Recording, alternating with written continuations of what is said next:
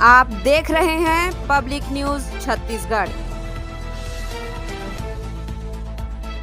Exit poll के नतीजे सामने आ गए हैं और उस नतीजे से स्पष्ट हो चुका है कि कांग्रेस जो 59 सीट जीत के आई थी उसका कितना नीचे गिरावट हुआ है और 59 सीट से नीचे आते आते दो एग्जिट पोल ने 40 और 42 तक का कांग्रेस के सदस्य संख्या बताई है।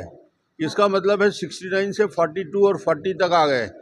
दूसरी तरफ भारतीय जनता पार्टी है 15 विधानसभा सीट जीतने से आगे बढ़ते बढ़ते 48 और 46 दिखा रहा है।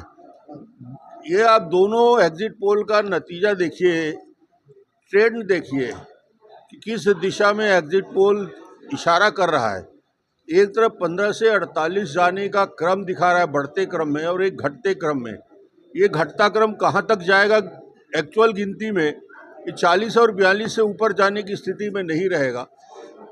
और भारतीय जनता पार्टी का जो ग्रोथ दिख रहा है वो 46 और 48 में नहीं रुकने वाला है, ये जाके 52 और 55 तक जाएगा।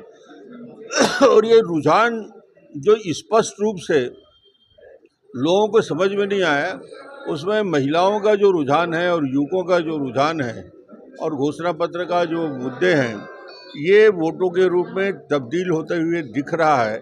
और उत्साह का वातावरण छत्तीसगढ़ में आज भी है। और मैं समझता हूँ कि भारतीय जनता पार्टी 3 तारीख को गिनती हो जाने के बाद पूर्ण बहुमत के साथ सरकार बनाने जा रही है। भाजपा की सरकार आती तो सीएम कौन होगा? सीएम का निर्णय होगा और सीएम का निर्णय हमारे केंद्रीय पर्यवेक्षक आने वाले हैं, उनके साथ बैठेंगे।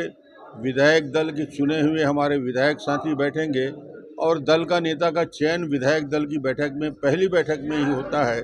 और जो दल का नेता का चयन होता है विधायकों के द्वारा, उसको ही केंद्रीय नेतृत्व और उसके पर्यवेक्षक आने वाले समय में मुख्यमंत्री के रूप में प्रस्तुत करते हैं।